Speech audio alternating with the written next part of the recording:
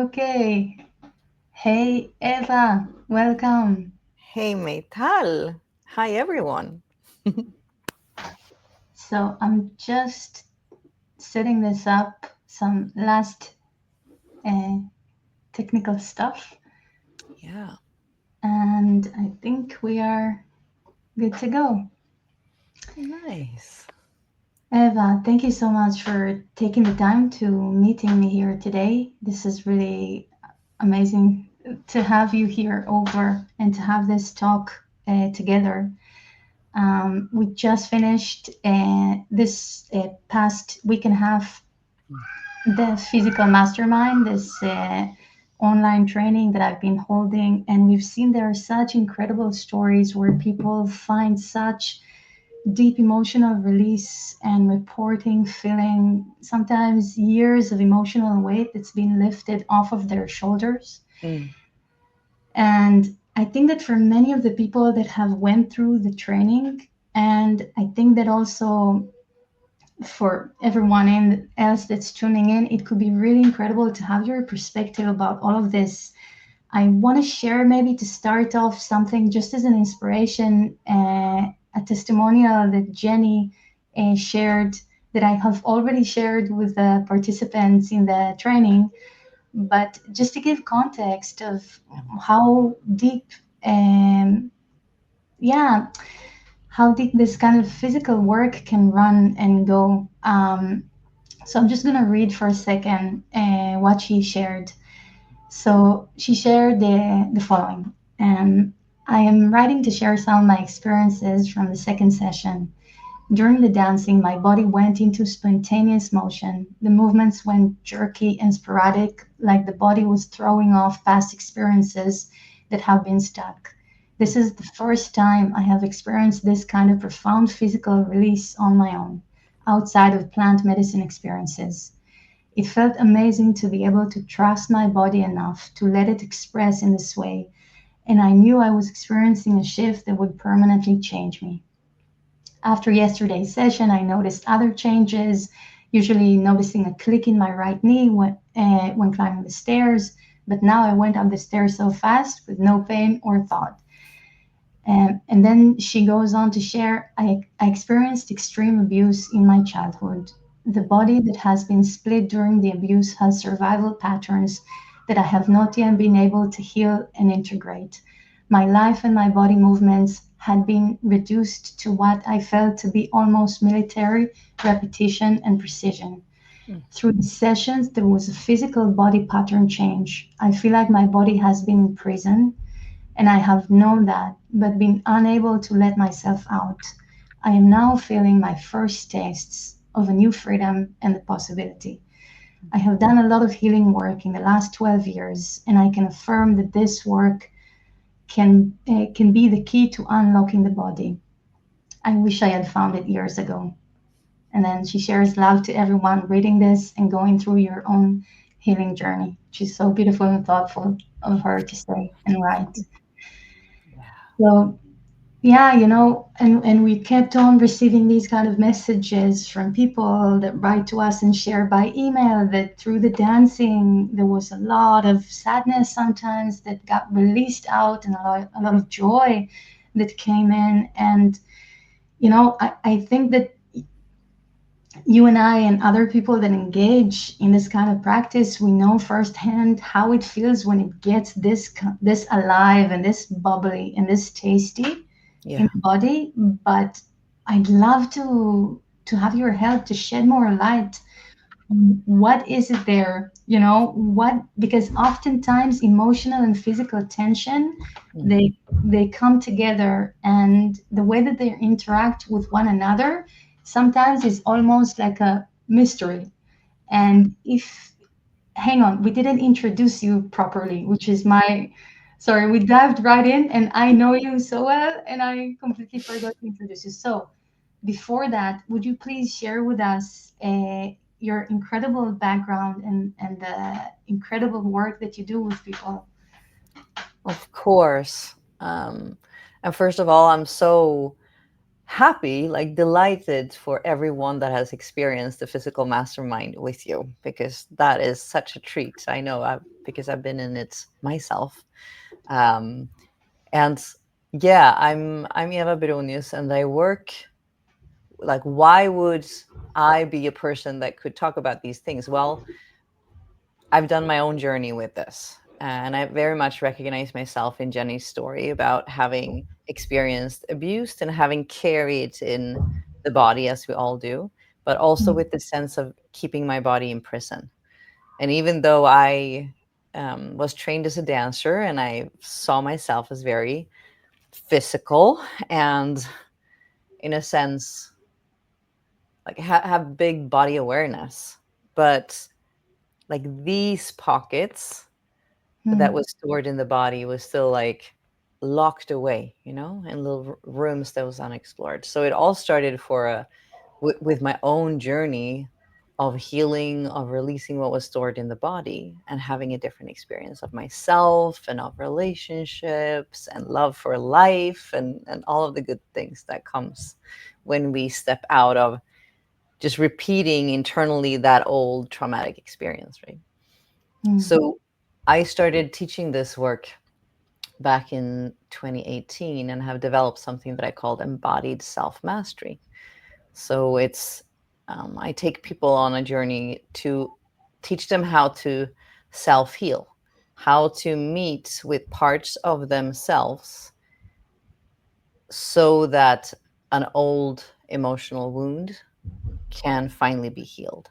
And this is often like these core wounds that are driving our reactive patterns in relationship, or that shows up as social anxiety or people pleasing or anger or frustration or whatever it is, control. So all the things that you talk about in the body also, right? With movement patterns, they have like an emotional mm, touch point or an emotional map, like in the emotional body.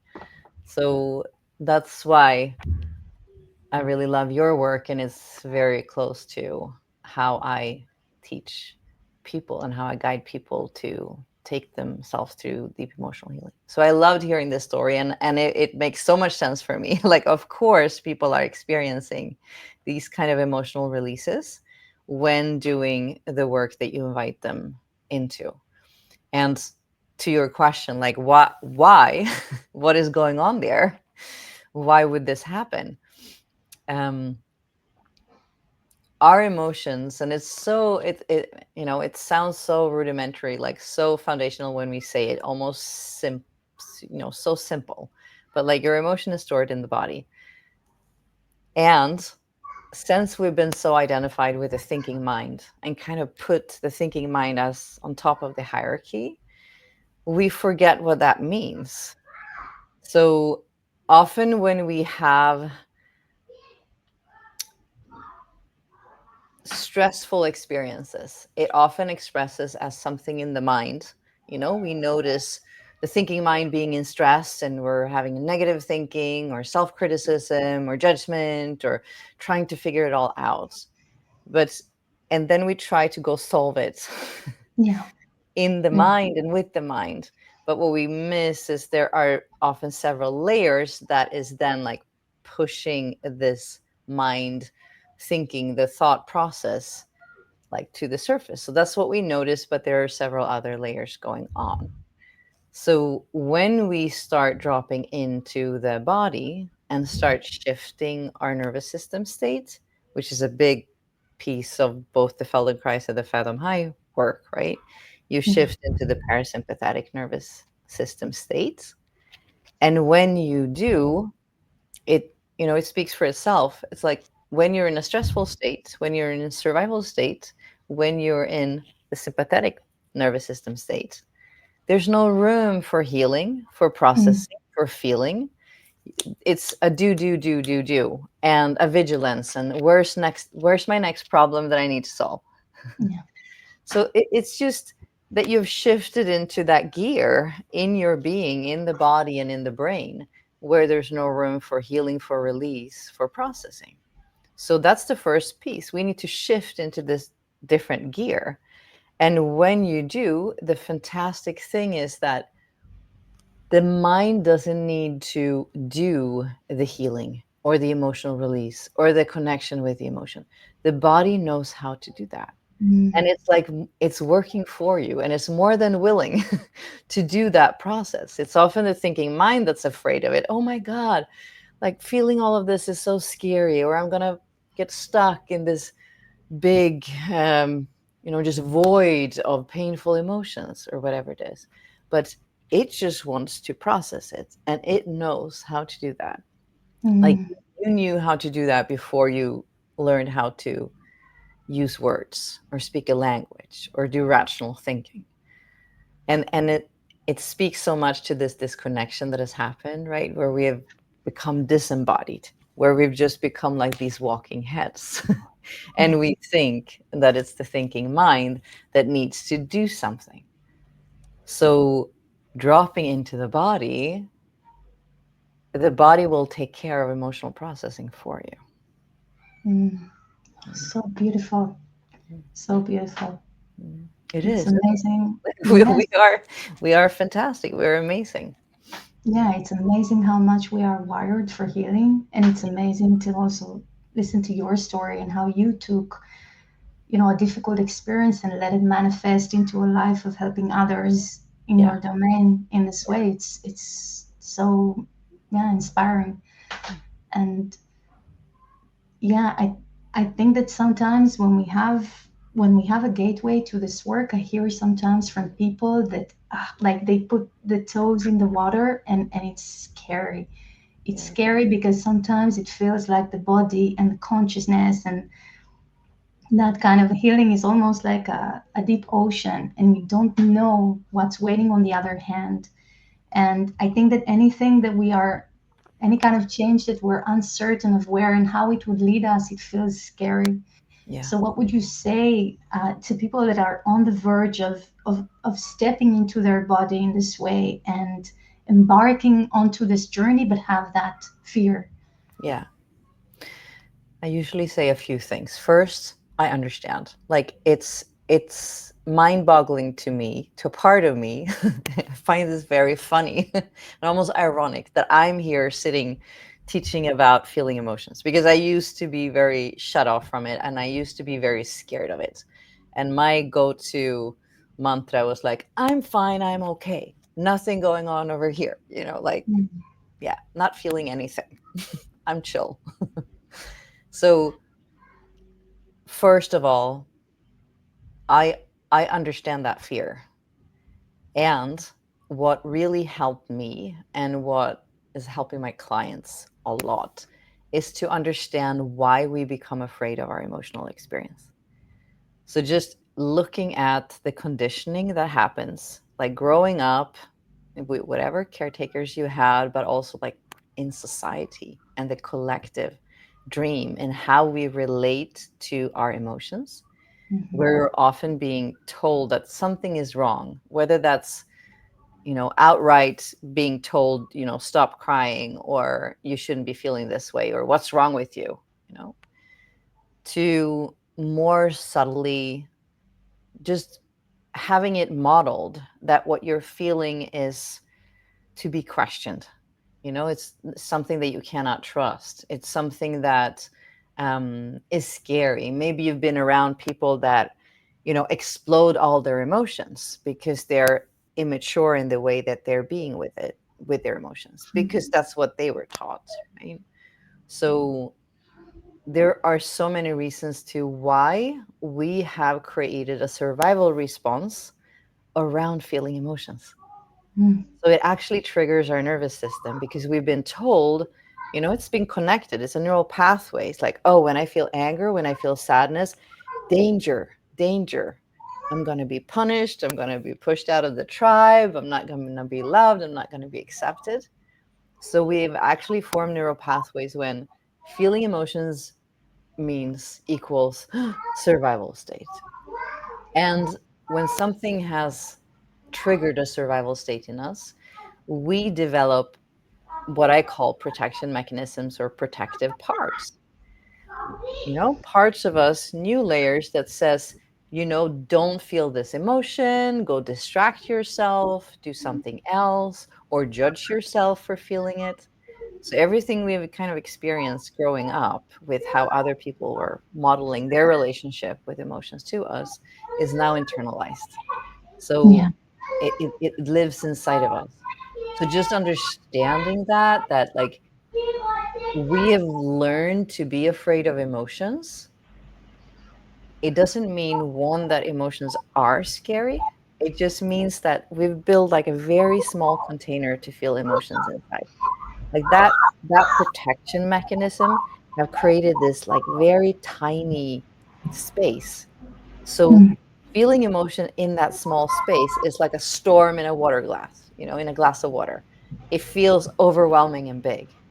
But once you start to kind of open up that lie and learn a different way of being with your emotions where there's more space, like it won't feel as overwhelming and it won't feel as scary. But I find that this is usually where people get stuck or where they maybe don't go further or deeper into that ocean of feeling their emotions because they don't know how to navigate this layer. They don't know how to navigate the survival response. They don't know how to navigate the protector parts that come up and say, no, no, no, because you'll get stuck there. You will never feel happy again if you go in and feel the painful emotion or whatever it is. So, and again, it makes sense because no one ever taught us. We don't Yeah. know how to move through the process. But it's really like it feels like we're going in to face the dragon and we often end up like I don't know with a little fluffy rabbit or something. It's like, oh, it wasn't that scary once I've experienced it. Yeah. Isn't it always the case? Like the stuff that scares us the most, they never happen, and we spend so much energy and time on fear that doesn't really actualize Yeah, into there things. there are lies. There are lies told about something, and we still need to, or the way that I find the most effective, we still need to acknowledge the fear. We need to acknowledge that parts of us are scared of feeling it. Because if we try to override and push past that, Yeah. I often tell this story like an analogy that can be helpful. Imagine you have a child, a young child, and is coming to you in the night and like, Mom or Dad, there's a monster under the bed. I can't sleep. I need to sleep somewhere else. What do I do? And the way we've learned to relate to ourselves and our emotional experience is often one out of two things, is often how we treat this child. We either send it back to bed and say, of course, there's no monster under the bed, go back. That's silly. Or we, we kind of go, oh my God, your poor little thing. Oh my God, come sleep in my bed, or let's sell the house. There's a monster under the bed. Exaggerated. So we either get in the car with the emotional experience and then verify the story and say that the story is true, or we dismiss the emotion because we say the story isn't true. But the way we need to start treating ourselves and relate to ourselves and lead ourselves as inner leaders in inner Mhm. leadership, in a loving, kind inner leadership, is to acknowledge the emotion, even though we might not believe the story. Okay, there's probably not a monster under the bed, but there's fear here. Okay, fear can be felt.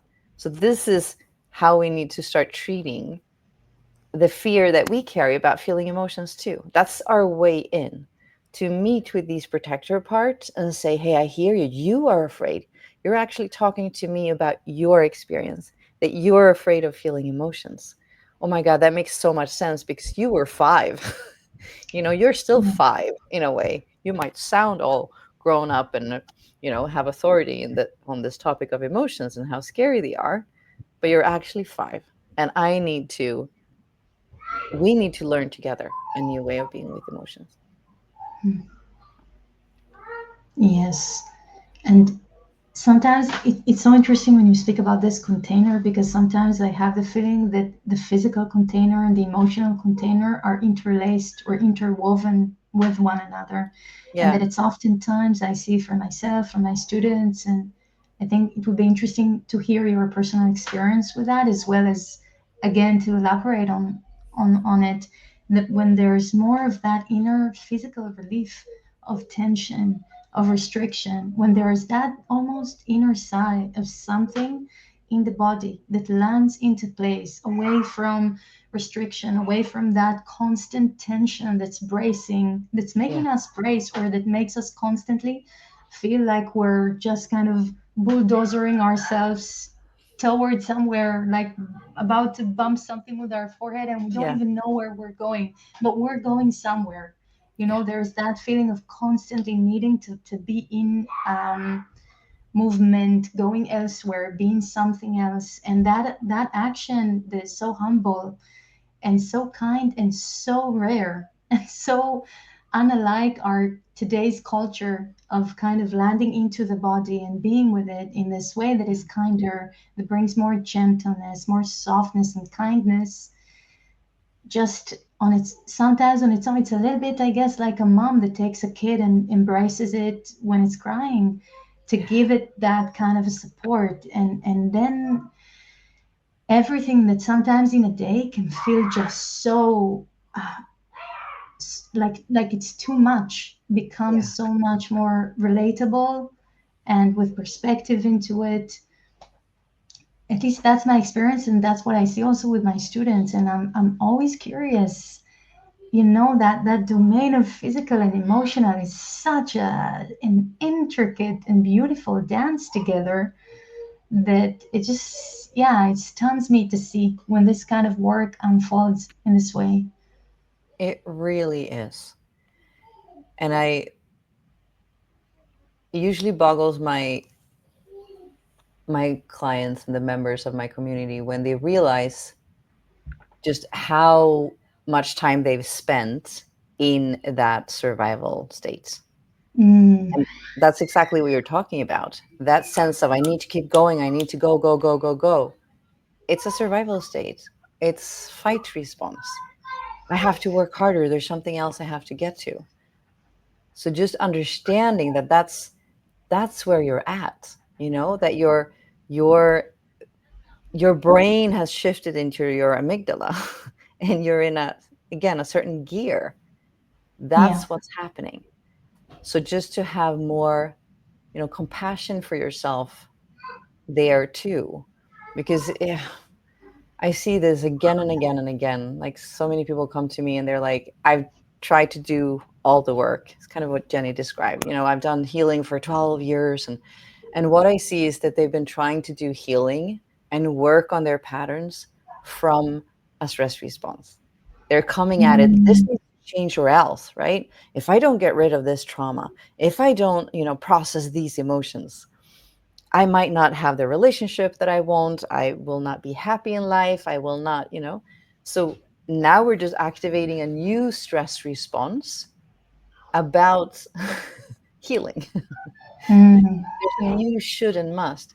And I see that this is the most common reason that people are not getting the results the shifts that they long for. It's where they're doing the work from. mm. So this is the most fundamental. We need to learn to shift into that other gear first, Yeah, amen. right? And Yeah. then like exactly what you describe of okay, tension in the body, and that's you so beautifully guide people into of okay, what if you could just be here? What if that pattern of pushing, of using that muscle in the same way that you've done a million times? What Mm, if you could just be here and listen? And I also sense so much of your work. It's about coming back to the body the way it is, underneath the layer of the muscle, underneath the layer of the muscle pattern and the movement pattern formed by the muscle. It's like, how does this joint move? And how could it move in a different way? And for me, that's the perfect, symbol of these protector parts, because mm, just as the protector parts have built certain patterns of I need to go into hiding, I need to try and control the situation, whatever it is, it's embodied. right? That Yeah. creates movement patterns. It's how I lift my shoulders. It's how I breathe. It's how I walk. It's how I put my feet on the ground.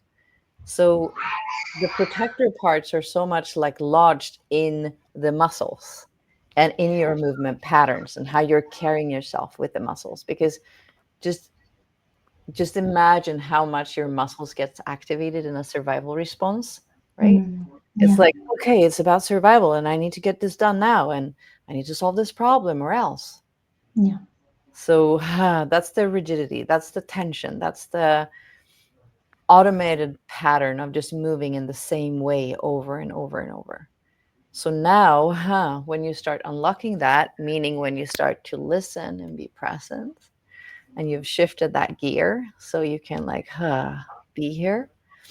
Yes, when that muscle and that neural pathway gets a new option, like, oh, I could also move this way. Huh. The same goes for your emotional body and for these protector parts. They're like, oh, what? Oh, we're safe.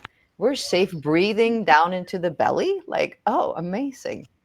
So I see that's like the connection for me between the muscle tension and the movement patterns and our emotional, like protective patterns.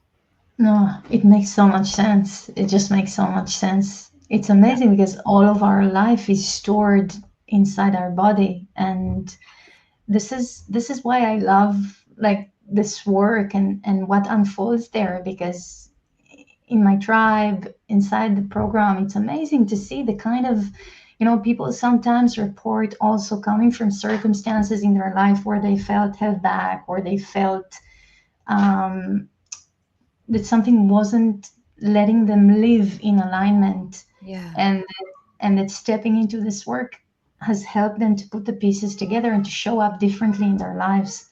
Yeah. And I'd be really curious because you are in fact inside the Fathom High Tribe, I and it am. just Of course I am. and it's amazing. It's amazing, just like the people that the tribe attracts. It's just like it always stuns me in the best kind of ways that it's Yeah. such a diverse community, Yeah. and kindness is really like a give, like just a baseline of things Yeah. somehow. And that feeling of a community that feels tight like that. And I'd love to hear a little bit about, since you joined the tribe, what has been your experience, what kind of differences, if you can share a little bit before joining and entering this practice, and after, what kind of Yeah. impact did it have on your, Yeah. on, yeah, on anything.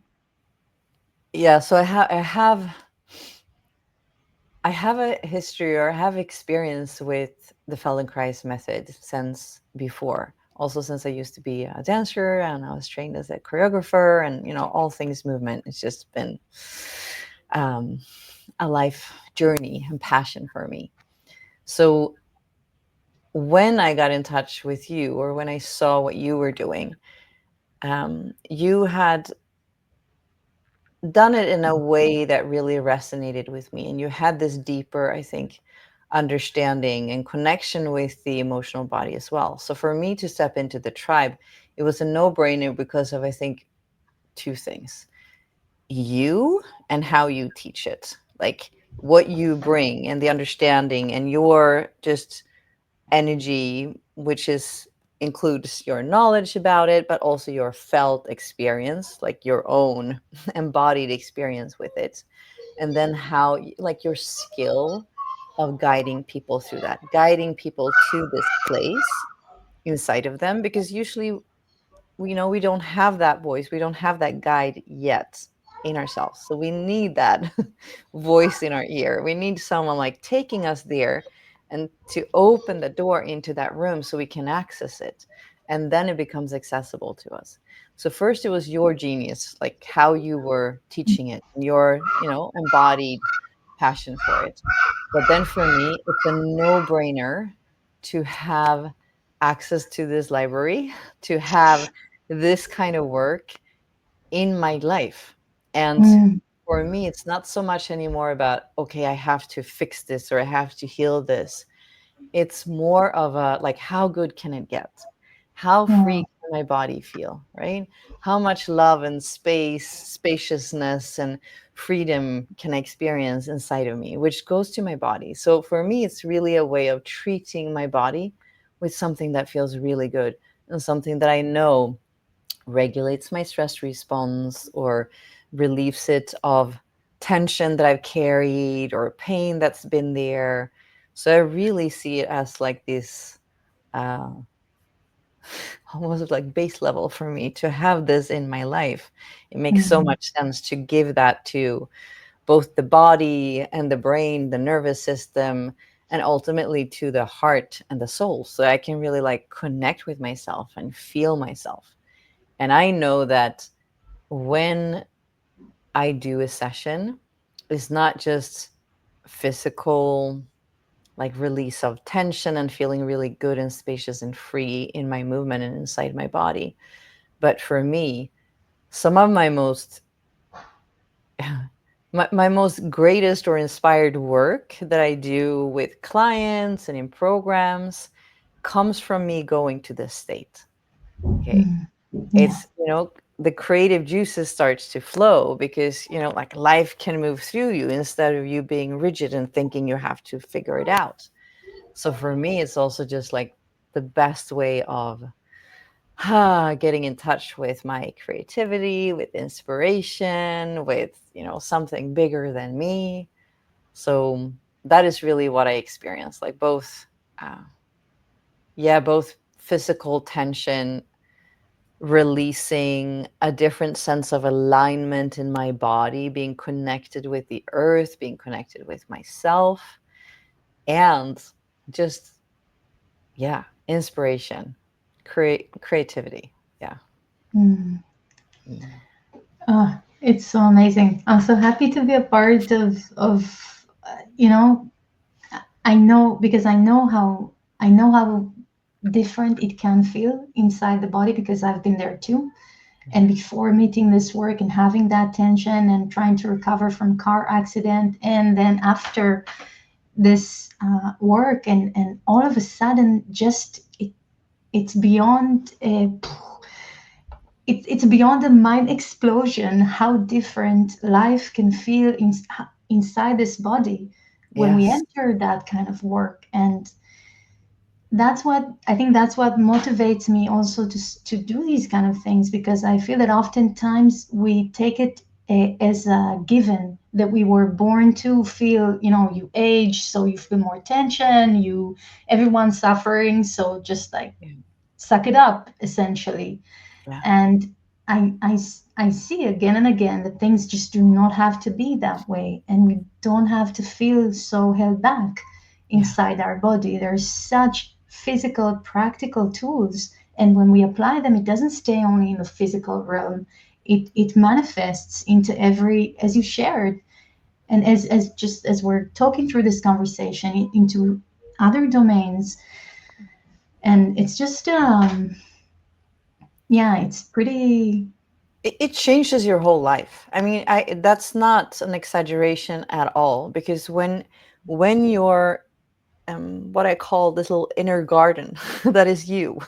Mm, When you start to tend to the soil of your garden, and when you tend to a garden, you plant a seed and then you have to make sure that the soil is fertilized and that it has sunshine and that it has water and all of the things. And it won't happen overnight, right? But all of a sudden, maybe it's 3 years in, and then it's 5 years in, and then it's 10 years in. That's what I mean. It just gets better and better. And 10 years in, you'll be so happy that you tended to that garden, that you made sure to remove all the rocks from there and fertilize the soil and make sure that it had all the best circumstances to grow, because that's what it feels like. A big rock will be moved and you'll like have a big release, maybe as Jenny described, and like, oh my God, something shifted. And then another rock, and then something else get watered and nurtured. And like this garden will just start to blossom. And when your inner garden changes, it changes how you experience life. Your mm, external will start to change too. you will not have the same experiences. You will not meet the same people. You will not step into the same relationships. You will not make the same choices that led you down the same, path that you already know where it leads anymore. So yes, your experience of life, it really changes the external when you change the internal. Mm, yes, it's so beautiful, the garden analogy. Yeah, Mm. And we did a while ago a workshop together, a we master did. class together. It was just like,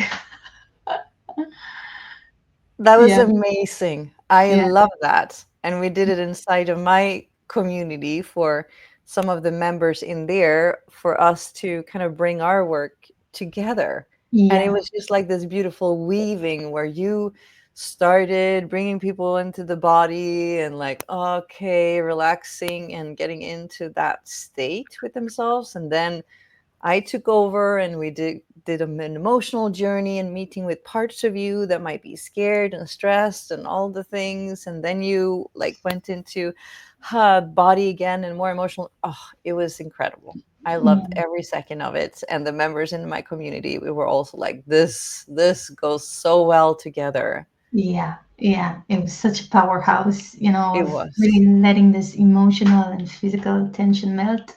Yeah. And and it's a nice moment to announce and to share that you've been so gracious to share this masterclass with whoever joins the tribe. So now, over the next 5 days, today is Monday, over the next 5 days, all the way to Friday night, the Fathom High Tribe, which is where all this magic happens, is open to welcoming new members into its doors, into this beautiful community with all of these classes and resources and community and support and heartfulness and joy and movement again and melting tension and all of this.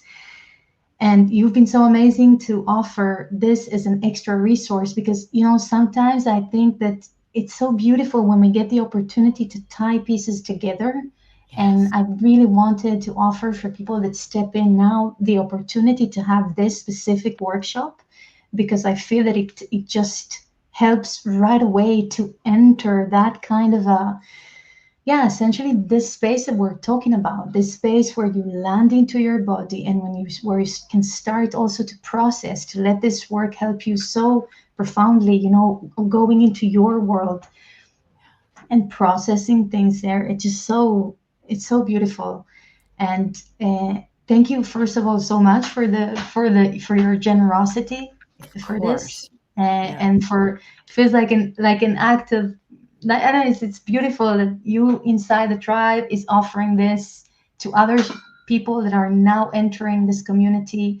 And this would be available to anyone that's joining until tomorrow night. So this would be available until Tuesday. Yeah, Tuesday at midnight.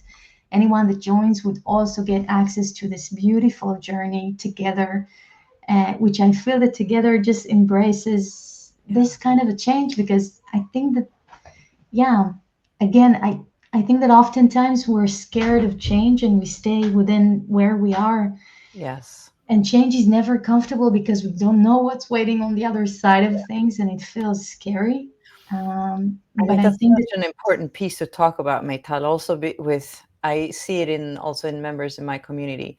By now, so many of us have been exposed to all kinds of like communities and memberships and programs and all of the stuff. And sometimes we maybe stepped into them and like not getting what we hoped. There's a lot of that out there right now. So I mm, think this also becomes an obstacle where we maybe don't go into things because again new protection mechanisms, right? I don't mm, want to feel stupid or bad for entering something and maybe I was fooled by this marketing tech, whatever it is. But this is an important piece. Our protective mechanisms and that fear also protect us from stepping into things outside of our comfort zone that we really needed to make the changes, to do that work. So sometimes I think we get a little reactive about like, oh my God, someone is trying to sell me something. But for me, I love to buy the things and Mm, step into the things and join the things that will resource me, right? That's such a beautiful gift to myself. So sometimes we need maybe these little nudges then. And if anyone's sitting on the fence and like, maybe I'll wait till the next day, last day, to join the tribe. Like sometimes we need these little nudges to like, hey, here's an extra resource and it's available to tomorrow. And it just helps us, step over that mm, threshold and get into it. And you have such a beautiful, I can't even begin to describe like just how generous you are with your time and your resources inside a tribe for a tiny tiny monthly investment, really. For what mm, you're getting, it's just incredible. Yeah. mm. And I think everyone watching this and who's been connecting with Meytal knows that she is the real deal. I mean, this is not Mm. some online, I don't know, marketing bro who's trying to sell you something. But this is the reality for many of us that has deep, impactful work. We also need to play kind of in this arena. We need to go live on Instagram and Facebook, right? And show up Yeah, and like break yeah, through that little noise. So it's a interesting balance, right? We need to put ourselves out there and share about this work, and um, open the doors to our things and invite people in. yeah. But it's also, it's coming from a deep place. Yeah. Thank you so much for saying that. And it's true in a sense that it's not like, also I know for me it's not easy to step even to do a live like this. Is I think the the third live ever that I did in my life, Yeah. and I'm not a social media person usually. I Yeah. don't, I'm not, it's not my language, and but all of these things matter to me. And I realized there was a moment a few years ago that I realized that if I do not put myself out there in this way and I help as many people as I freaking can Yeah. taste what this work feels like so that they know that Yeah. things can be different, then I'm not stepping into my reason of why I'm here, born Exactly. here on this planet. Yeah. So I think that was my fear, Yeah.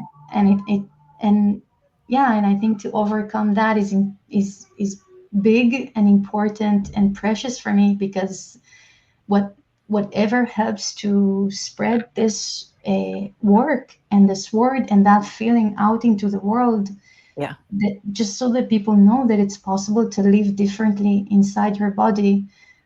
Yeah, I stand with it. Right. Mhm, Because we both know what happens when that inner garden start to blossom. And now imagine that spreading. Now it's not just my garden and it's like 200 miles to the next nice garden, but there are more really beautiful gardens. And mhm, it starts inhabiting the whole planet. And mhm. I think that's part of why we're doing this, right? It's like Yeah. changing how we relate to each other. Mhm. Yeah. Eva, thank you so much for showing up like this and Oh, my for. pleasure. My pleasure. And anyone on the fence about joining, I can just like go in and try it out because Mm, it's incredible, and it's probably the most important gift you can give to yourself, both your stress response, your healing, the sense of freedom in your body that you're going to experience, which will then ripple out your relationship with your kids, with your spouse, with your friends and family, people around you, with work, with the decisions that you make in the world. Like, this is where it starts, getting into your body, shifting your survival state, getting in there, start releasing old things that you've been holding on to. It's like the most important piece. For me, I was also raised, or you can say, like spiritual raised in a Toltec tradition, which is a more shamanic Mexican tradition. And we talk about like Toltec means becoming the artist of your life. So mm, for me, like your life is a work of art, and the embodiment, like, this is it, right? In the body, how you move to the world, how you speak, what decisions you make, how you show up, how you treat yourself. So that's your work of art. And then that can express out in other expressions of art, right? Or whatever that is that you do. Yeah. But like, this is often as if we as artists feel stuck because that inner garden needs tending. Yeah. Yeah. Yeah. Yeah. Thank you, Eva. Thank you for your time. I know that you soon have a dance class coming up I that do. you're going to. I'm So gonna I'm go out gonna dancing. and really your work and your presence in the tribe, and it just it's such a it's so lovely. It's so luminous. Thank you for being a part of this community and this It's my project. pleasure, really, and I can't wait to have more amazing people joining the tribe and to meet them in there. Yeah, Yeah, yeah. yeah, lovely. Thank you, Eva. Thank you. Thank you, everyone. Yeah. Yes, thank you everyone that joined. Um, this is the part of me being technologically slightly challenged. How do you end a stream?